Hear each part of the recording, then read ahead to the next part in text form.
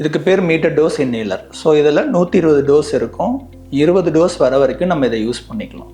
இந்த இன்ஹேலரை நம்ம யூஸ்வலி தனியாக யூஸ் பண்ணக்கூடாது. ஒன்று இந்த ஸ்பேசரோட யூஸ் பண்ணலாம், இல்லைன்னா ஸ்பேசரோட மாஸ்கோட சேர்த்து யூஸ் பண்ணிக்கலாம். இந்த இன்ஹேலரோட எப்படி இந்த ஸ்பேசரை யூஸ் பண்ண போகிறோம்னு பார்க்க போகிறோம். இது ஸ்பேசர், இது மவுத் பீஸு, உள்ளார ஒயிட்டாக இருக்கிறது வால்வு, இது இன்ஹேலர் ஃபிக்ஸ் பண்ணுற ஏரியா. இந்த 2 ஸ்பேசரையும் நம்ம இப்போது இதை ஃபிக்ஸ் பண்ணி லாக் பண்ணணும். ஸோ ஃபஸ்ட்டு யூஸ் பண்ணுறப்போ நல்ல இன்ஹேலர் ஒரு 5 டைம்ஸ் ஷேக் பண்ணிவிட்டு அடித்து பார்க்கணும் ஒர்க் ஆகுதா இல்லையான்னு. ஃபஸ்ட்டு இன்ஹேலர் ஸ்பேசர் யூஸ் பண்ணுறப்போ இந்த இன்ஹேலரை ஃபிக்ஸ் பண்ணிவிட்டு ஒரு 4 டைம்ஸ் வந்து நல்லா ப்ரெஸ் பண்ணணும். இதுக்கு பேர் தான் ப்ரைமிங். ஒவ்வொரு டைமும் இன்ஹேலர் நம்ம ப்ரெஸ் பண்ணுறப்போ எடுத்துகிட்டு ஒரு 5 டைம்ஸ் ஷேக் பண்ணிவிட்டு தான் ஸ்ப்ரே பண்ணணும். இந்த ஸ்பேசர் ஸ்ட்ரெயிட்டாக இருக்கணும், கீழே வந்திருக்கக்கூடாது.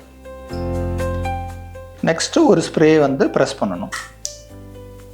அவங்க 15 செகண்ட்ஸ் நல்லா மூச்சு இழுத்து விடணும். ஸோ இவங்க மூச்சு இழுத்து விடுறப்போ இந்த வால்வ் ஓப்பன் ஆகி க்ளோஸ் ஆகுதான்னு பார்க்கணும். இது ரொம்ப ஃபாஸ்ட்டாகவும் பண்ணக்கூடாது, ரொம்ப ஸ்லோவாகவும் பண்ணக்கூடாது. 15 செகண்ட்ஸ் முடிச்சதுக்கப்புறம் வாயை ரின்ஸ் பண்ணணும்.